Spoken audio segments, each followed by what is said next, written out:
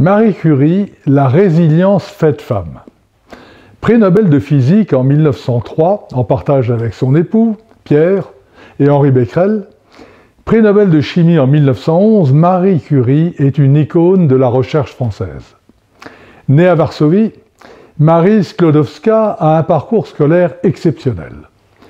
Pour pouvoir poursuivre des études supérieures, elle s'exile en France, son pays n'autorisant pas les femmes à en faire. 2 licences de sciences physiques et de mathématiques plus tard, elle rejoint le laboratoire dirigé par Pierre Curie, qu'elle épousera 1 an après, en 1895. Leurs recherches sont sanctionnées par le Nobel. Un parcours scientifique brillant s'annonce pour le couple.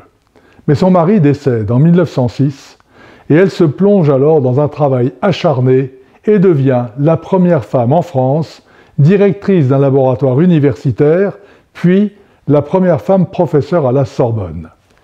Titulaire de la chaire de physique générale et radioactivité, elle participe au congrès Solvay en 1927, seule femme dans une société prestigieuse dont font partie d'éminents savants comme Max Planck, Albert Einstein ou Ernest Rutherford.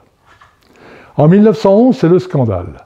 Elle est accusée d'une liaison extra-conjugale avec Paul Langevin. On l'insulte, comme une Polonaise voulant briser un bon ménage français. Mais au plus fort du tumulte, elle reçoit le prix Nobel de chimie, qu'elle va chercher en dépit de l'opprobre qui l'entoure. C'est la première personne à obtenir 2 prix Nobel, une femme de surcroît, ce qui cloue le bec de la presse à scandale française.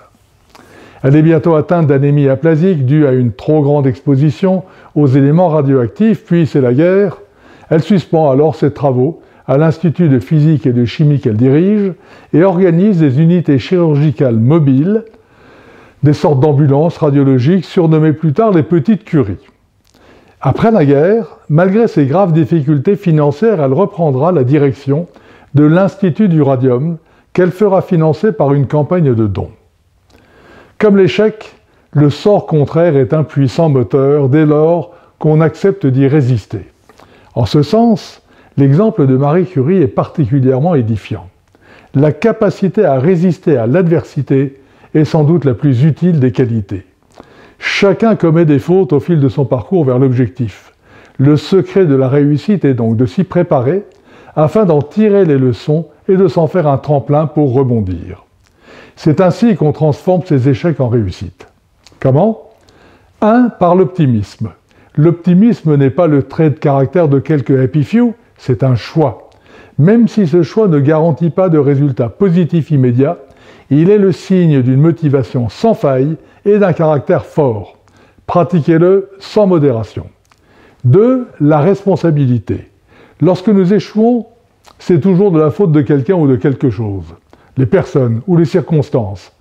Mais l'échec étant une source d'apprentissage incomparable, si vous en rendez autrui responsable, vous vous privez d'une leçon édifiante. Assumer sa responsabilité est donc bien plus important que de vouloir sauver sa réputation. 3. Par la résilience. Votre mental ne peut se concentrer profondément que sur quelques points. Oublier ses erreurs et se concentrer sur de nouveaux défis est un moyen particulièrement efficace de rebondir. 4. Par l'initiative. Après un échec, au moment de rebondir, il y a souvent la peur de ne pas y arriver, la peur de l'inconnu.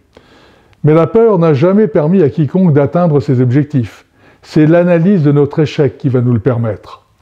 Concluons par un aphorisme de Marie Curie elle-même. Dans la vie, rien n'est à craindre, tout est à comprendre. À bientôt.